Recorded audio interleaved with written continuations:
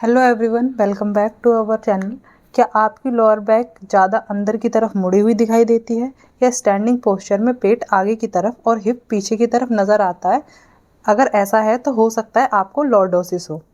तो आज हम डिस्कस करने वाले हैं एक ऐसी कंडीशन के बारे में जिसको हम लॉर्डोसिस बोलते हैं। ये एक इम्पॉर्टेंट स्पाइनल डिफॉर्मिटी है जिसमें लंबर स्पाइन का इन्वर्ट कर्व और एक्सेसिव हो जाता है, जिसकी वजह से पेशेंट को काफ़ी दिक्कतें देखने को मिलती है। तो चलिए आज के लेक्चर में हम डिस्कस करने वाले हैं कि लॉर्डोसिस होता क्या है, उसका नॉर्मल कर्व ऑफ स्पाइन क्या क्या हो सकता है, नॉर्मल एंगल लॉर्डोसिस का क्या होता है, टाइप ऑफ लॉर्डोसिस क्या होती है, कॉजेज़ क्या क्या होते हैं और इसका फिजियोथेरेपी मैनेजमेंट क्या है और कब इसको सर्जरी की ज़रूरत पड़ती है, इन्वेस्टिगेशन क्या क्या होती है और इसको एग्जामिन कैसे करते हैं तो हम डिस्कस करने वाले हैं अब इसको। तो चलिए स्टार्ट करते हैं इस टॉपिक को। सबसे पहले lordosis is an excessive invert curvature of the spine mainly seen in the cervical and lumbar region. मतलब कि जो लॉर्डोसिस है वो एक ऐसी कंडीशन है जिसमें स्पाइन का नॉर्मल कर्व इनवर्ट से भी ज़्यादा इंक्रीज हो जाता है और ये स्पेशली कब कहाँ पे होता है, लंबर रीजन में और सर्वाइकल में। ठीक, उसके बाद बात करेंगे normal curve of the spine. Normal curve of the spine जो होता है वो 4 तरीके का होता है। ठीक, इसमें मेनली ह्यूमन स्पाइन जो है वो 4 कर्व से होती है। पहला सर्वाइकल लॉर्डोसिस, दूसरा थोरैसिक काइफोसिस, तीसरा लंबर लॉर्डोसिस और थर्ड सैक्रल कर्व। ठीक, जो सर्वाइकल और लंबर कर्व होता है उसको लॉर्डोटिक कर्व बोलते हैं और जो थोरैसिक और सैक्रल कर्व होता है उसको काइफोटिक कर्व बोलते हैं। ठीक, उसके बाद normal angle of lordosis.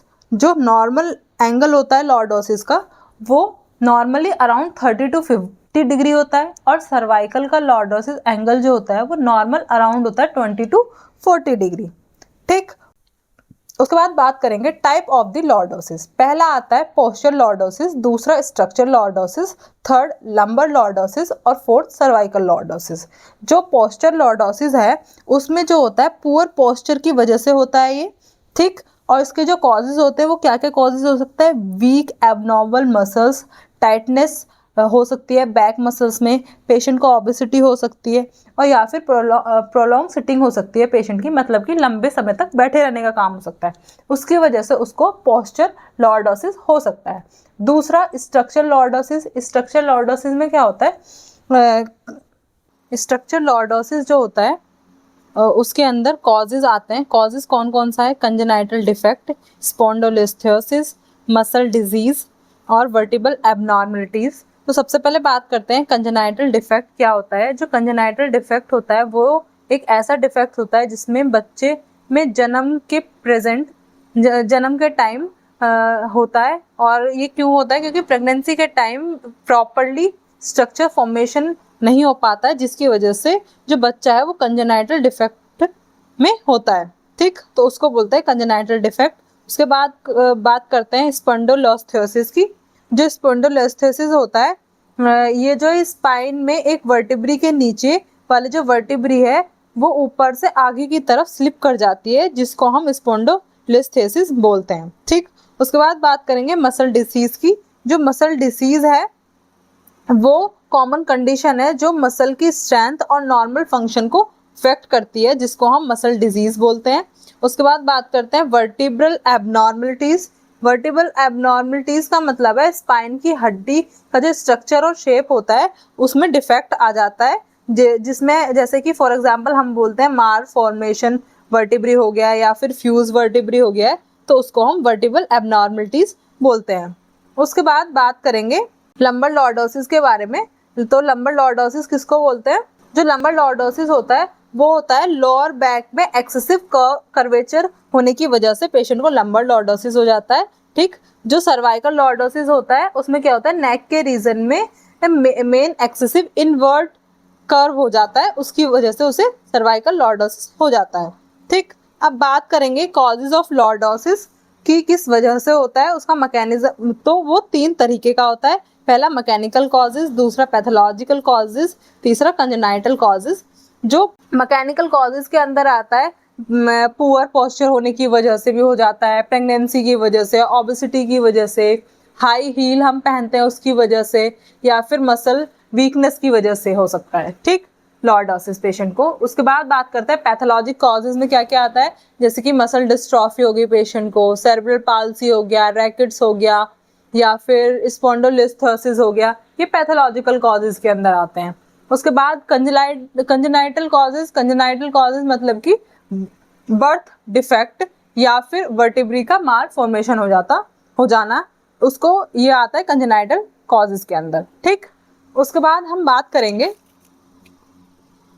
Risk factors of lordosis. तो रिस्क फैक्टर्स क्या क्या होते हैं, जैसे कि lack of exercise, weight abdominal muscles, weak abdominal muscles, tightness of hip flexors, obesity, long standing posture problem, मतलब कि एक्सरसाइज ना करने की वजह से, एब्डोमिनल मसल्स वीक होने की वजह से, टाइट जो हिप फ्लेक्सर्स मसल्स जो होती हैं वो टाइटनेस हो जाती हैं ओबेसिटी की वजह से, या फिर बहुत लंबे समय तक खड़े रहने की, गलत पोस्चर में खड़े रहने की वजह से भी हो जाता है, ठीक। उसके बाद बात करेंगे क्लिनिकल फीचर्स की। जो क्लिनिकल फीचर्स हैं वो 2 टाइप्स के हैं, कॉमन सिम्टम्स और सीवियर केसेस। तो कॉमन सिम्टम्स के अंदर आ जाता है excessive invert curve in a lower back, ठीक, बहुत ज्यादा कर्व हो जाता है लोअर बैक में, ठीक। और क्या कहते हैं, buttocks appear prominent, lower back problem pain होना स्टार्ट हो जाता है, मसल में टाइटनेस होने लग जाती है, फटीग फील होने लग जाता है पेशेंट को जब वो खड़ा रहता है। और सीवियर केसेस में क्या होता है, नर्व कंप्रेशन हो जाता है, टिंगलिंग सेंसेशन या नमनिंग, झंझनाहट या सुन्नपन महसूस होता है, चलने फिरने में दिक्कत होने लग जाती है, तो ये सीवियर केस के अंदर आ जाता है। उसके बाद बात करेंगे पोस्चर चेंज इन लॉर्डोसिस। तो क्या क्या पोस्चर चेंज हो जाता है लॉर्डोसिस में, जो पेशेंट का यूजली हमको देखने को मिलता है, सबसे पहले उसका एंटीरियर पैल्विक टिल्ट हो जाता है, लोअर कर्व जो है वो इंक्रीज हो जाता है, टाइटनेस जो है लंबर एक्सटेंसर्स में बढ़ने लग जाती है, और जो एब्डोमिनल मसल्स होती हैं वो धीरे धीरे कमज़ोर पड़नी स्टार्ट हो जाती हैं, फ्लैक्सर मसल्स में टाइटनेस आनी स्टार्ट हो जाती है, और जो नी का हाइपर एक्सटेंशन है वो कभी कभी हमें देखने को मिलता है। अब बात करेंगे कि कौन कौन सी मसल्स का इन्वॉल्वमेंट होता है। जो मसल्स का इन्वॉल्वमेंट होता है, जो मसल्स टाइटनेस हो जाती हैं वो कौन कौन सी मसल्स हो जाती हैं, इलियोफ्रोसिस, रेक्टर स्पाइन, हिप फ्लैक्सर्स और क्वाड्रिटस लंबोरम, इन मसल्स में टाइटनेस हो जाती है पेशेंट को, ठीक। उसके बाद कौन कौन सी मसल्स में पेशेंट को वीक हो जाती है पेशेंट की, जैसे कि एब्डोमिनल्स, ग्लूटियस मैक्सिमस और हैमस्ट्रिंग, इन मसल्स में वीकनेस आ जाती है पेशेंट को। उसके बाद जो पेशेंट हमारे पास आता है तो हम एग्जामिन कैसे करते हैं और असेसमेंट कैसे लेते हैं उसके बारे में बात करते हैं। तो सबसे पहले हम ऑब्जर्वेशन करते हैं कि पेशेंट का साइड व्यू पोस्चर असेसमेंट करते हैं सबसे पहले, ठीक। उसके बाद क्या कहते हैं, उसका जो लंबर कर्व है वो इंक्रीज कितना हुआ है, क्या है क्या नहीं है, वो चीज़ देखते हैं। पैल्विक टिल्ट तो नहीं हुआ है तो कितना हुआ है वो चीज़ चेक करते हैं ऑब्जर्वेशन में। पैल्पिटेशन में हम चेक करते हैं मसल टाइटनेस तो नहीं है, टच करने से पेशेंट को पेन तो नहीं हो रहा, टेंडरनेस तो प्रेजेंट नहीं है। फिर उसके बाद हम रेंज ऑफ मोशन पे आते हैं कि लंबर की रेंज ऑफ मोशन कितनी है वो चेक करते हैं। मसल टेस्टिंग में एब्डोमिनल की जो मसल्स की स्ट्रेंथ है वो चेक करते हैं एमएमटी से, ठीक। बैक एक्सटेंशन की जो टाइटनेस है वो चेक करते हैं, ठीक। उसके बाद बात करेंगे स्पेशल टेस्ट की। स्पेशल टेस्ट में जो होता है थॉमस टेस्ट होता है, ये इससे हम क्या चेक करते हैं कि हिप फ्लेक्सर्स की मसल में टाइटनेस तो नहीं आ गई है। और पंप लेंथ टेस्ट जो होता है वो किस लिए हम करते हैं, पोस्चर अलाइनमेंट को असेसमेंट करने के लिए चेक करते हैं इस टेस्ट को। तो फिर उसके बाद बात करेंगे इन्वेस्टिगेशन की। इन्वेस्टिगेशन में हम एक्सरे कराते हैं। एक्सरे के अंदर हम नॉर्मली जो इन्वेस्टिगेट करते हैं वो हम देखते हैं कितने डिग्री ऑफ कर्वेचर कर्व हुआ है, ठीक, और वर्टिब्रल का जो अलाइनमेंट है वो कैसा है, ठीक। एमआरआई के अंदर हम देखते हैं कि अगर कोई नर्व वगैरह का कंप्रेशन तो नहीं हुआ है जिसकी वजह से ये दिक्कत हो रही है।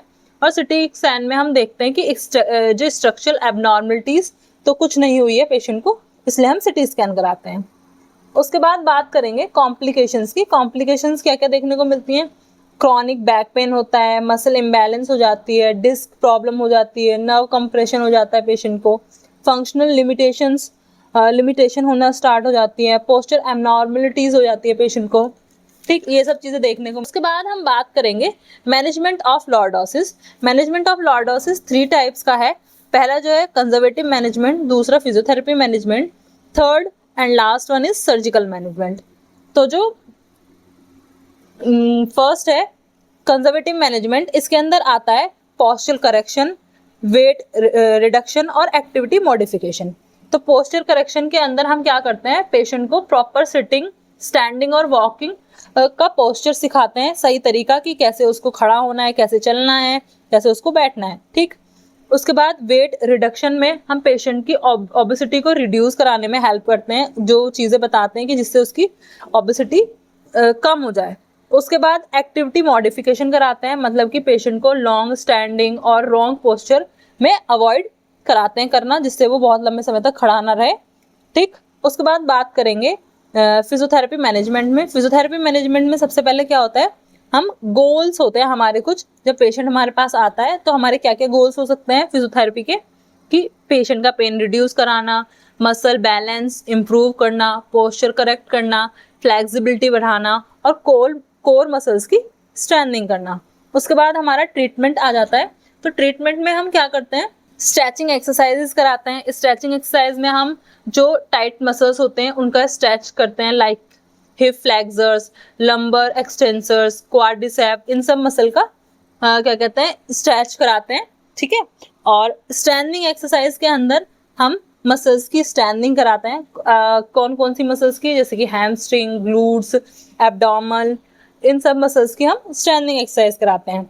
फिर उसके बाद थर्ड जो है वो पोस्चर ट्रेनिंग होता है। तो पोस्चर ट्रेनिंग में हम क्या करते हैं, मिरर एक्सरसाइज कराते हैं और स्पाइन अलाइनमेंट ट्रेनिंग कराते हैं पेशेंट को। ब्रीदिंग एक्सरसाइज में हम पेशेंट को पोस्चर कंट्रोल इम्प्रूव एक्सरसाइज कराते हैं। और लास्ट में पेशेंट को इलेक्ट्रोथेरेपी देते हैं। इलेक्ट्रोथेरेपी जो होती है वो पेन रिलीफ के लिए होती है।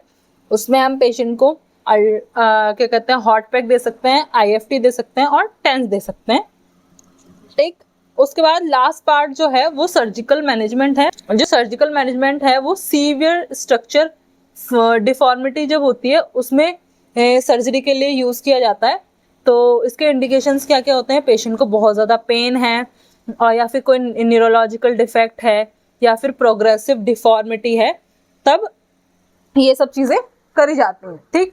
उसके बाद बात करते हैं क्या कहते हैं, सर्जिकल मैनेजमेंट के बाद होम एडवाइजेज होती हैं जो पेशेंट को हम देते हैं कि प्रॉपर पोस्चर मेंटेन करके रखना है, हैवी वेट लिफ्टिंग को अवॉइड करना है, डेली रेगुलर एक्सरसाइजेज करनी है, लॉन्ग सिटिंग अवॉइड करनी है, ठीक। और क्या कहते हैं, मैट्रेस यूज़ करना है। और उसके बाद जो प्रिवेंशंस होती हैं, हम बोलते हैं पेशेंट को कि प्रिवेंशन में हमें तुम लोगों को पेशेंट को रेगुलर एक्सरसाइजेज करनी है, करेक्ट पोस्चर रखना है, हेल्दी क्या कहते हैं डाइट लेनी है, कोर स्ट्रेंथनिंग एक्सरसाइजेज करनी है। तो ये सब चीज़ हम पेशेंट को समझाते हैं। उसके बाद लास्ट में हमने लॉर्डोसिस एक कॉमन पोस्चरल डिफॉर्मिटी है जिसमें लंबर स्पाइन के अंदर कर्व इंक्रीज हो जाता है और हो जाता है। अर्ली डायग्नोसिस, पोस्चर करेक्शन और फिजियोथेरेपी इंक्रीज के थ्रू पेशेंट की कंडीशन को इफेक्टिव मैनेज किया जाता है। आई होप ये लेक्चर आपको बहुत अच्छे से समझ में आया होगा। तो इस लेक्चर को लाइक करें, शेयर करें और सब्सक्राइब करना ना भूलें। थैंक यू, मिलते हैं नेक्स्ट वीडियो में।